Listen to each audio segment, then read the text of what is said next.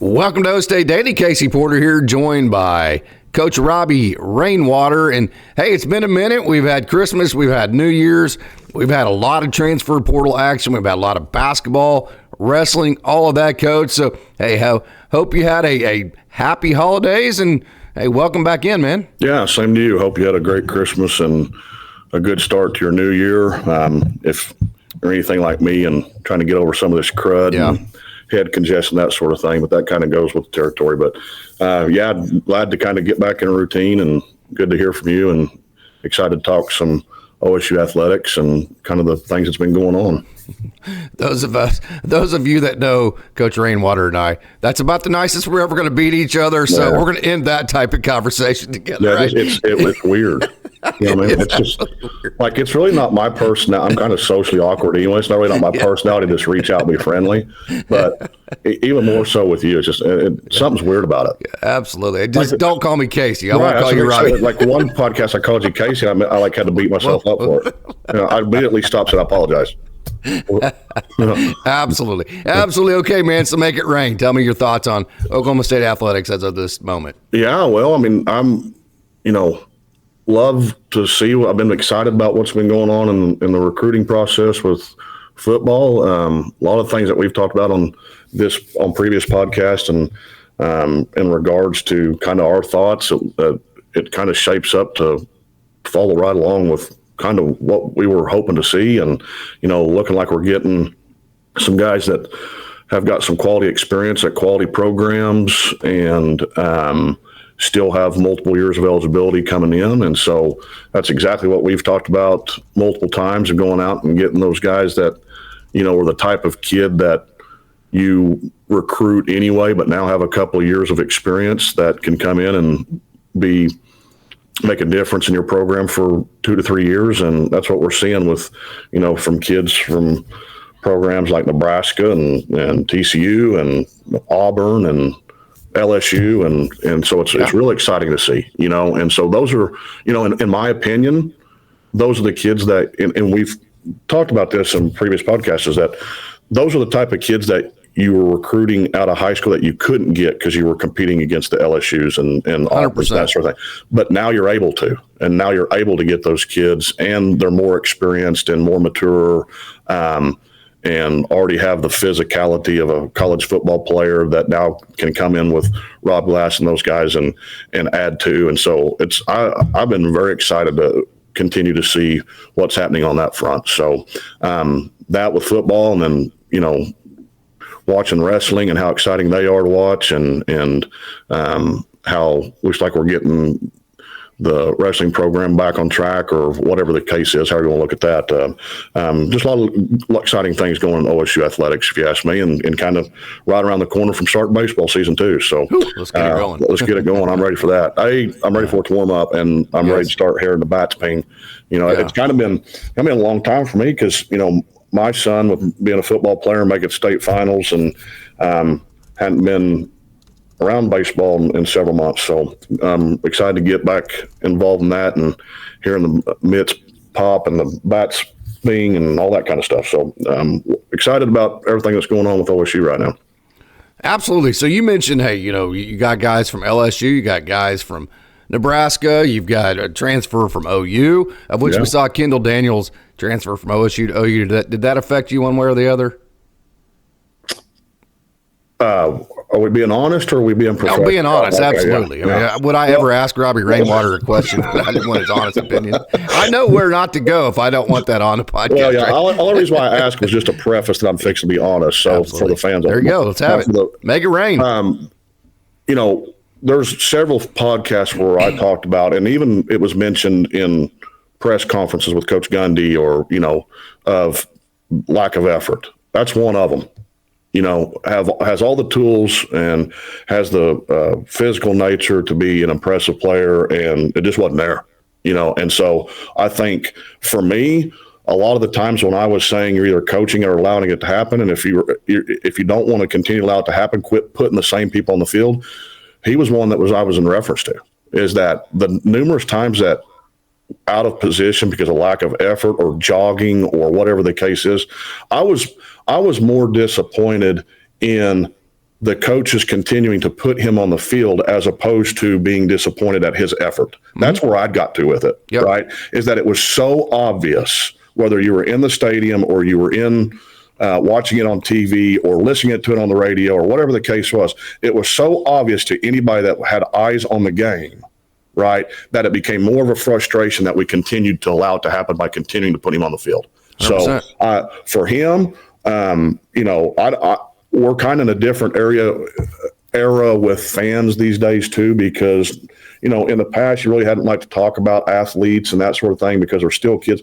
But you're getting paid now. Yeah, absolutely. You're essentially a professional. And you can go anywhere you want. You can go anywhere you want. So you don't get to put you don't get to get paid for name, image, and likeness, and nobody talk about your name, image, and likeness. Correct. Right? 100%. So I totally agree. Your name is Kendall Daniels. The image that you left at OSU was not good, and the likeness is not very good. Right. And so somebody else needs to pay for it, not OSU. And so I wish him nothing but the best. I don't wish him any ill will, but he needs to go somewhere where maybe he's a little bit more motivated to play at the expectation that he played when he came here. I mean, wasn't he a freshman All-American when he was at OSU? He was huge out of bags, man. He was a huge all Big 12 team, whatever the case was, and performed well. And it's just hadn't lived up to expectation. And I think the disappointing part is didn't live up to expectation because of lack of effort. Yeah. And what now? Why was now whether that's actually as true as we're making it? That's the perception, and perception is reality, right? Well, and what was going on behind the scenes that produced the lack of effort? We don't know that, right? Correct. And so that's why I say I wish him nothing but the best, and hope that going south motivates him, and he can continue his career path in a positive progression. But it wasn't there for the last couple of years at OSU. Yeah. I greatly root for Kendall Daniels, no doubt about it, that, hey, still a young kid, still a great kid. There was some disconnect here. Yep. So my message to them, if they come across this, which they won't, but even if they do, out of transparency, right? I mean, we're just stating the truth as we see it, the perceptions as it was given to us, as we saw it week after week after week. So if you don't like what we're saying, if you don't like the fact that that's our name, image, and likeness of the Kendall Daniels experience at Oklahoma State, then go change it. That would be my suggestion to them, and you have the ability to do that, and I think that's a really good thing. So, and he's an Oklahoma kid. I mean, we're not going to root against an Oklahoma kid, even if he's going to the. I'm going to root against OU. I hope they rot in hell, to be honest with you. I hope they lose every single game they ever play in every sport. I am not afraid to say that, but I will root for all the individuals like Kendall Daniels. Yeah, and I think that's where. Back last spring, we talked about the difference between an OU fan and an OU football fan, right? Yeah. And so, and I think the comment I made was there's nothing more annoying than an OU football fan because they could literally fall into a tub of feathers and figure out how to be obnoxious and make a bunch of noise. And, but I'm like you that I don't necessarily root for OU, but I root for Oklahoma kids, wherever they're at. And so 100%. I hope. Like I said, there was obviously, and you said it probably better than I did, there was obviously a disconnect there. Here's the perception, and that's been relayed by a bunch of people and seen by a bunch of people. What we don't know is what was going on behind the scenes that maybe led to that. And so because of that, I hope that he does well wherever he's at in the future, and we'll continue to root for him as an Oklahoma kid and that sort of thing. But I hope next year is better for him and better for everybody involved, and looks like it probably pan out that way. Yeah, I agree. So, okay, you mentioned the LSUs, the OU transfers, the Nebraska transfers. Those are the ones that get you excited. TCU, the quarterback, Haas Haney, and those kind of guys. But for the most part, this transfer portal class is filled out with Tulsa, Weber State, Central Arkansas, Akron, West Georgia, Idaho State, UTEP, New Mexico State, North Texas, Charlotte, Temple, Purdue, which obviously isn't a great program, Utah State, Virginia, not a great program. So for the most part, that's where these kids are coming from. Are there any alarm bells to you about that at all? No. You can only so many people can touch football. Correct. Right. So you don't need a bunch of superstars. Right. You need going back to the teams that have been successful, whether it was OSU or NFL or any other college team, you always talk about the triplets, right? The trio, right? The quarterback, the running back, the wide receiver, right? And what gets lost in the shuffle is your offensive lineman or the tight end or, whatever the case is. How many times when you watch Monday Night Football or Sunday Night Football and they always have each individual player show up and announce, when they're announcing the starting lineups and they say where they're from. You hear those names of Temple and Virginia and those type of things when you're talking about offensive linemen and role players. It doesn't alarm me at all seeing the role players coming in from, programs that may be not blue bloods or things like that, but it's also encouraging to see some of your skill players coming from some of those blue blood programs. So yeah, that's a good point. I'm not alarmed at that at all. Is that, to me, we've talked about this too, but it's about the fit, right? And maybe that kid went to maybe a lesser known school out of high school initially because it was a better fit for him at that time than maybe a better known program. We don't know all those things, but we're getting guys that were the type of guys that we recruited out of high school. We're getting guys that's got multiple years of experience. We're getting guys that's got multiple years of eligibility left that can come in and deliver multiple years of productivity to this program. And you combine those with the guys that are coming in from the LSUs and Auburns, Nebraskas, and that sort of thing. And I think I'm excited to see what it produces.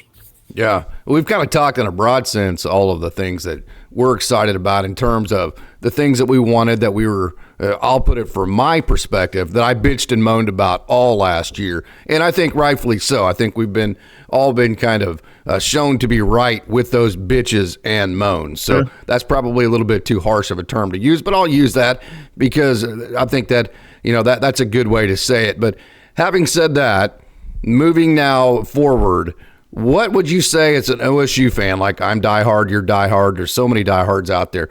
What is the one thing that we should be the most excited about with this program and the changes they've made and moving forward?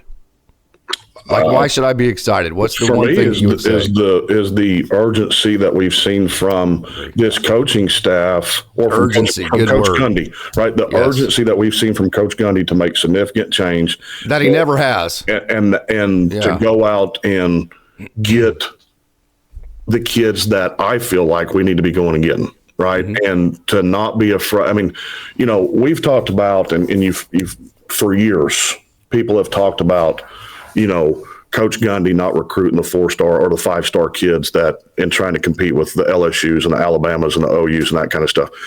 Now you're stealing the guys from those programs, mm-hmm. right? And like you said, you're getting a running back from OU, you're getting, skill receivers from LSU and Auburn and Nebraska and that sort of thing.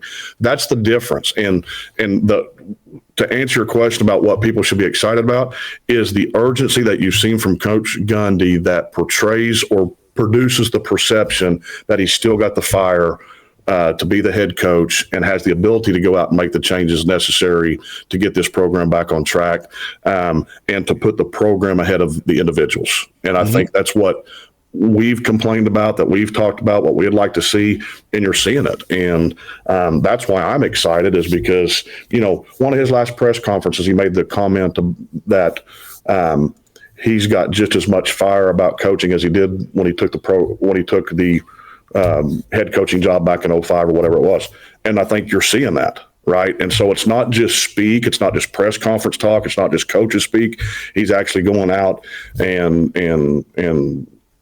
being about it as opposed to just talking about it. And that's why I'm excited about it, is just because of the amount of change that was necessary. We talked about it also, that sometimes you go out and get the coach that can bring kids with you. Sometimes that's the easiest way to get kids out of the portal, is to make a coaching change. And you've seen that, right? Whether it was kids coming from the Haney kid come from TCU with Meacham, or the transfer we got from Charlotte that came with the coach we got from Charlotte. All those things work in tandem. And so I'm excited, and everybody else, in my opinion, should be excited from the standpoint of the urgency to make the changes that we've asked for months. Yeah. 100%. Hey, man, baseball, of course, baseball, football are two sweet spots. We follow basketball, but both of our knowledge combined probably in the game of basketball you could put in a thimble, right? So we cover it from a fan's perspective, not at all from a coach's perspective. We'll gloss by that today. Oklahoma State plays tonight. We'll get more into that as they play a little bit more big game with K-State. Need to win these next two, really, if OSU wants to have any chance in the Big 12. Let's skip to baseball, though. Well, let me say something about basketball. Okay, very good, very good. Yeah, absolutely. Here's why you summed it up by saying our knowledge can be put in the thimble combined. Because, this whole deal about passing the basketball. Oh, gosh. Drives me insane. Okay, if there's 25 seconds left on the shot clock and I cross half court and I'm open, I'm shooting it. I don't give a crap about that shot. That shot clock is never going to come into play if I'm coaching, right? Yeah. If I'm open, shoot the stinking basketball. You're swinging first pitch fastball. Right. Yes. It's the best pitch you're going to get in the whole sequence. It's the best pitch. It's a 3-0 fastball. You're getting right down the middle. Yes. Right? It's like if you cross half court and you're standing at the 3-point line and all the defenders are on the baseline. Are you going to wait to shoot it because there's a shot clock, or that's going to be the best opportunity you have to make the shot? So shoot it. Same thing, right? And so that's why I don't follow basketball much, or obviously ever coached it, because we wouldn't win very many games if I did. But it would be entertaining. So, be a lot of half court shots. You'd have a lot of Keaton Pages on the floor, wouldn't you? Well, yeah, and we're going to full court press every time. Yeah. And as soon as they cross half court, stop defending, let them get it, because we're going to get the ball back quicker. Right. And so, anyway, So no, baseball. I'm excited. A lot of new faces, a lot of guys that sounds like have a lot of recognition around the country, and a lot of accolades. And so, I didn't get to go watch them in the fall at all, but from what I've seen and read and things like that, looks like the type of guys that we've talked about with. The type of guys like the Miolas and those type of guys that we enjoy watching. Obviously, everybody likes to watch the Nolan Schuberts that can hit the ball 500 feet, but just some scrappy guys that are willing to get their jersey dirty and that sort of thing is kind of what it's shaping out to be. It looks like to me, or from what I've read anyway, and seen, and I'm excited to get in the swing of things and watch some baseball. I think probably the biggest disappointing part of last year is leaving it. I know we had this conversation. It's like, man, you got Garrett Bench, you got Carson Bench. I knew I was going to do that at some point in time. And you had, you had Brigham, and you have obviously Nolan Schubert and Abe Miola and all these guys. And it's like, man, in this day and age of college baseball with the NI and all that, is OSU ever going to actually be able to? You have the two pitchers of Brian Holiday and Garcia who were fantastic. Is OSU actually going to ever be able to put a more talented roster together? That was the most disappointing part of that. But I tell you what, that is Josh Holiday's sweet spot.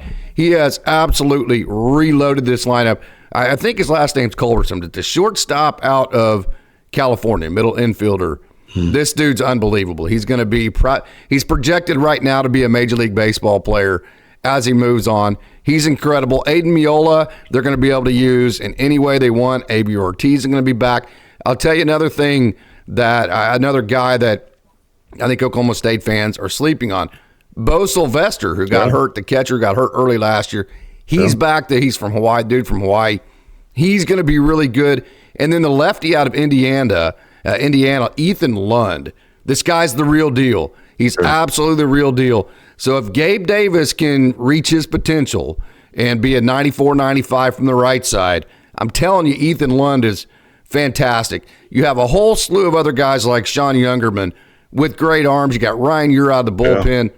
This is a club for Oklahoma State that could equal last year's club and be a club that easily could make Omaha and make a run, make a deep run. This club is that good. Yeah. Well, and I think what you're seeing in this era of college athletics is when you have the Miolas that come back, right? Tells you about your culture. And the Ryan Ure that comes back, and the Colin Ritchies and Avery Ortizes and the Donovan LaSalle's and the Bo Sylvester, those guys, all those guys that had quality experiences and quality playing time as a freshman or early in their career, and in addition to that, guys that are at the end of their college career that continue to come back. Yeah, right. That says a lot about your coaching staff and it does. And the program. And I think that is where I'm to me, that kind of settles some uneasiness about not being able to get out of a regional, right? In that, the program's on the right track. The program's in a healthy place because of that, right? Yeah. That your young guys are getting experience and they're continuing to come back, and the guys that are at the end of their college career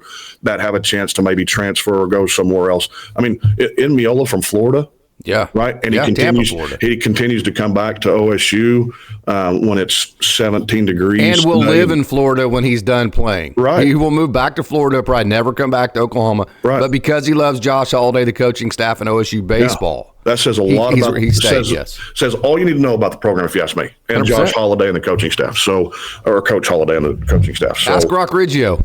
Yeah, actually, absolutely. And so that, to me, continues to provide excitement going into baseball season every year. And obviously, Coach Holliday has always been a great recruiter and bringing in quality guys and fits for the program and that sort of thing. So, it's frustrating, especially when you show up for the first game that OSU plays in a regional. It was so exciting to see Schubert hit both home runs off of the big Jack Caglione. Yeah, Caglione, and see all that and then not make it out. So, that's been frustrating over the last 3 years or whatever it's been. I'm not getting out of regional with teams that, had the potential to go further than that.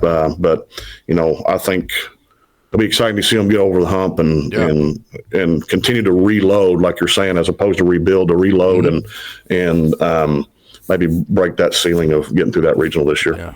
I think Brock Thompson's the middle infielder out of California I'm talking about, who is projected to be a major leaguer. He is absolutely big time. Of course, he is a freshman, and OSU has Aiden Miola. You have Colin Ritchie, who played some third base, Avery Ortiz, guys like that. So you talk about all the time, Coach Holliday, Josh, he does as good of a job as anybody of creating those internal competitions between guys. So like Colin Brigham's coming back, and we know the kind of damage he can do. Yeah. But I can tell you right now, that dude's going to have to fight for his spot at first base, right? Mm-hmm. And if Colin's watching this, I hope he understands. I'm not meaning that in any negative perspective. Colin Ritchie, who I think has big-time professional potential, probably will be a better professional someday than college player because they get 142 games and 600 at-bats, and there's really no pressure on those, so he can just kind of spread his wings and become the talent that he is, whereas it's win now at a college level. So you got guys like that. Donovan LaSalle, who had a huge home run against OU. You have three catchers,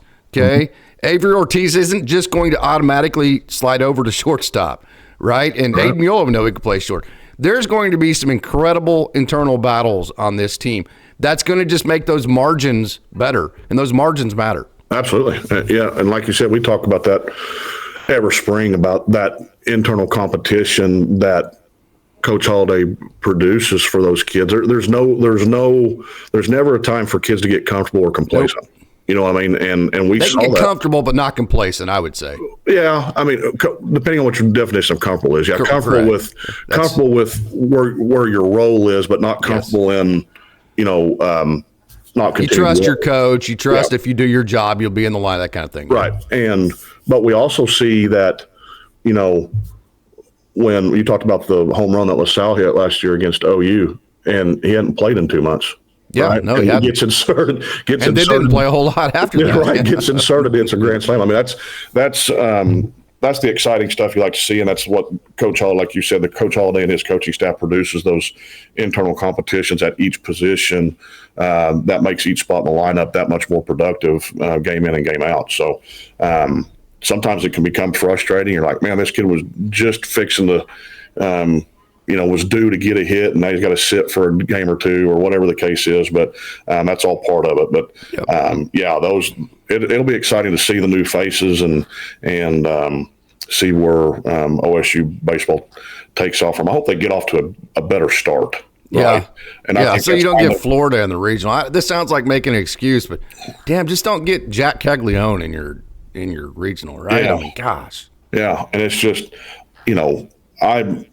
last year we kept talking about, but you got to remember last year with all the different injuries, right? And yes, Nolan Schubert really didn't even hit mid-year form until the last 20% of the season, and I think you saw that in the regional, and then what he did over the summer and that sort of thing. But if we can stay healthy and get off to a better start and maybe hit a little bit of, because anybody knows anything about baseball, you're going to hit a struggle. You're going to hit a slump. You are. Right. You are. And ideally, you like to start well, hit a slump about mid-season, and then finish strong. Exactly. Right. Exactly. And last year, it just kind of seemed like started slow. Then we had some injuries, and we never really got to full strength until right towards the end, and then hit our mid-season slump with the full roster. We hit our mid-season slump at the wrong time, right? And that was in the regional. Because I remember talking about all the time, I still think this team, you and I talked about, we still think this team can make a run late, and create some problems in postseason and blah, blah, blah, blah. And they had the chance, but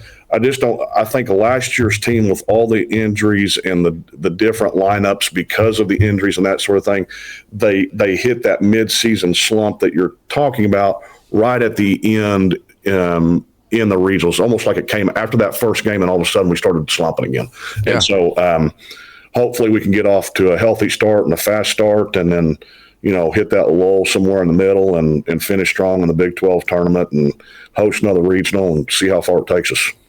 100%. I absolutely cannot wait. This is going to be this is going to be a club for Oklahoma State that's going to have the offense. At least it should. Of course, in baseball, your best laid plans seem like they never work out, right? You're in plan B by about halfway through the first inning. It seems like almost every single time. Yeah. But if plan A goes like it should, right, then this should be a club that's going to have plenty of offense. This is a club that's going to have really, really, really good defense. And it has a lot of potential pitching-wise. But you know what the definition of potential is, Coach? Yeah. Potential means you haven't done it yet. Gabe Davis has as much potential as any right-hander in the game of baseball, especially in his starting role. But, again, it's still in the potential category. So, I hate to do this, but I really believe this, that I think that Oklahoma State can be very good if Gabe Davis doesn't reach his potential. But I'll say this, if Gabe Davis does reach his potential and becomes basically Justin Campbell with about 6 ticks up from it as far as velo goes, right? Mm-hmm. And he turns into the guy that he's capable of, then this is an Omaha team. Yeah. I think you could make it as simple as that. Well, if it is, we're going. Yeah. So right. We'll do a podcast from. Absolutely. We are absolutely going. I didn't decipher that. I was like, wait, you're saying, oh, I get it. Yeah. Like me and you, we're. Yes, absolutely. We'll stay at the creek banks if we have to. Yeah, that's fine. And we'll do a podcast from outside the stadium. Right. Yeah. Here's kind of what I've thought about Gabe Davis too. Is he more comfortable being the guy? Right? Is he more comfortable? If you give him the ball and say, hey, you're our number one, right? You're not following Brian Holiday and Sam Garcia. You're our number one. Is he more productive in that role? And that's what I'm interested to see. Is he more comfortable and does he have more productivity when – does that make him more relaxed? Make him more relaxed, right? And that he's not having to live up to Brian Holiday and Sam Garcia. He's having to live up to Gabe Davis, right? Good point. And so I'll be excited to see it because he's shown the flashes. There's been times he's been really good, and if he can just be more consistent and he's got the frame, he's got the velo, he's got the off speed, he's got everything. He just got to put it all together, and so. I think what you'll see from him is him, being able to stick his chest out, being the guy, and everybody talk about Gabe Davis. It may produce a different type of athlete for him. All you got to do when you have his stuff, of course, all you got to do. I mean, come on, that's a stupid statement to make. Yeah. But if you watch enough professional baseball, one thing that these guys realize real fast is that hitting is hard. And whenever I'm 6'6", 6'7", I have the dirty stuff that I have. You throw to this track man, right? You go, I'm hitting 98, 99. I'm reaching for that zero that he's hit, right? And then what you actually realize as you play more games is that none of these pitches matter if they're not in the strike zone because as hitters get better, they don't swing at them, right? And ball, whatever it is, no matter how fast it's thrown or no matter how much it moves, ball, whatever, is a bad pitch. Yeah. And so I think the first lesson for Gabe Davis in terms of taking that next step is to realize actually you got to figure out what you can land in the strike zone over and over and over, even if that means that it's not lighting up the track man exactly the way that you know you can. Yeah. No, I agree.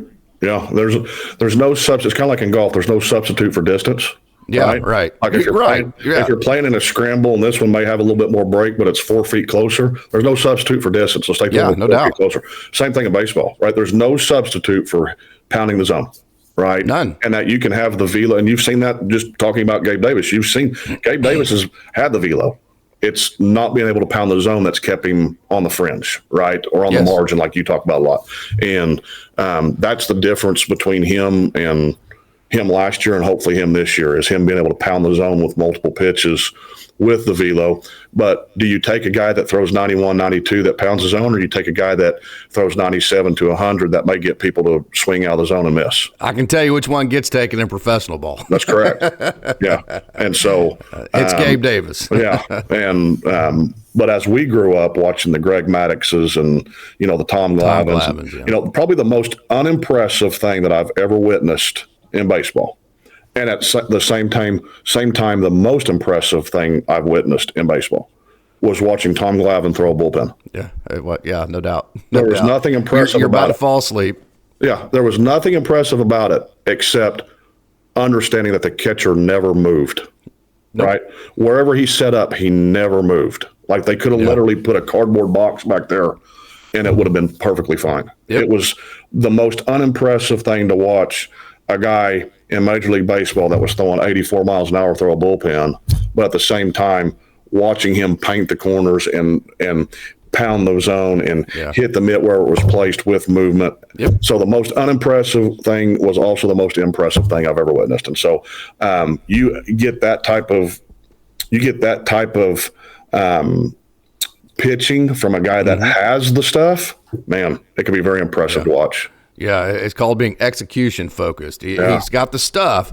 Now you need the execution. Coach Turner over at Owasso, him and Coach Hightower, they used to say, hey, make it boring. So Gabe Davis can make it super exciting right now. Yeah. He can light up the radar gun, and he can make us all go, whoa, look at that pitch. Yeah. So now what he has to master is, how do we make this game boring? Meaning just throwing strikes and getting outs. The next thing you know, it's that Tom Glavine bullpen, and you really haven't noticed. It's that drive home where you don't even remember it, but then you're in the 5th or 6th inning and the other team hadn't scored yet. Yeah. So Gabe Davis, we know he can make it exciting. Yeah. Can he make it boring enough to get us outs and get through games and be the ace that we need? So, it's what we used to talk about, the white line fever, right? Yeah, right. Absolutely. Transfer the bullpen to the mound, right? Yes, sir. And that what you're doing in the bullpen, transfer whatever that hiccup is when he's crossing that white line and going to the mound to start a game or to come in relief, that's not transferring from the bullpen. Hopefully he's got over that hump and they figure that out. And I think, I said it a while ago and I said in the question form, but I think him being the guy, right? I agree, Coach. Be the guy, right? Yeah, this is your team. You're the guy, right? You may see a different cat out there on the mound this year.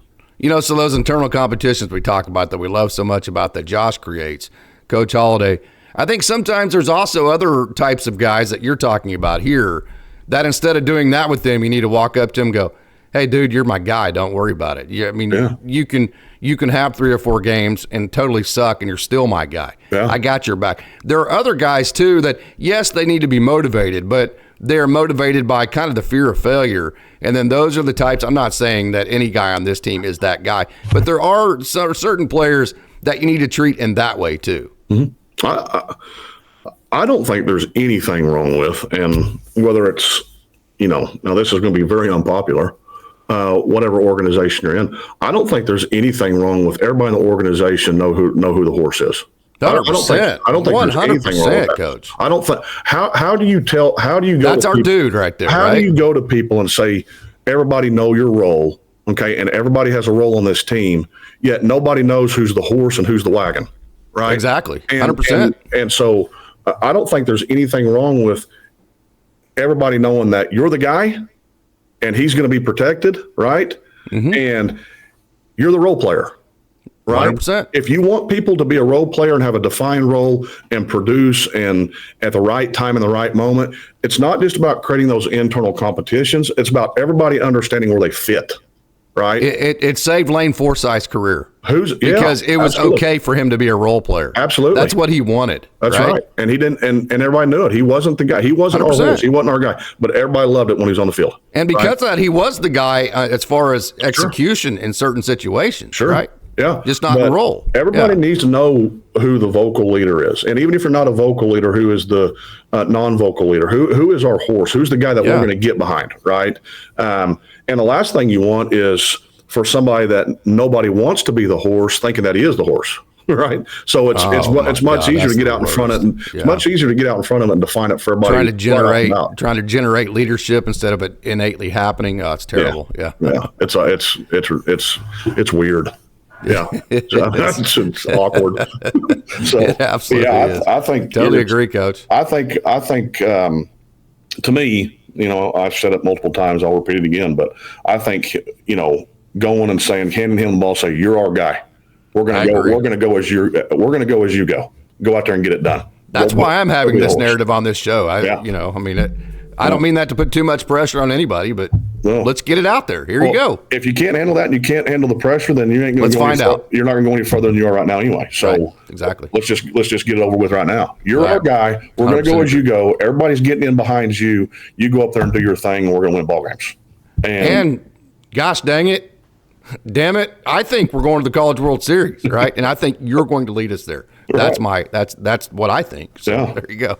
Yeah. So all right, Coach, man, I'm pumped. I got to stop, or we'll be here all day, right? We've done this before. You look up and you go, "Damn, we've been here way too long." So, 2:00 in the morning, and we've probably already lost our entire audience by this part of the show, anyway. So, time to go, Coach. Any final thoughts? I'm just excited, man. I'm glad to talk to you. Glad to see you, and hope we keep doing it every week and talk some more recruiting. And as we get closer each week, talk a lot more baseball.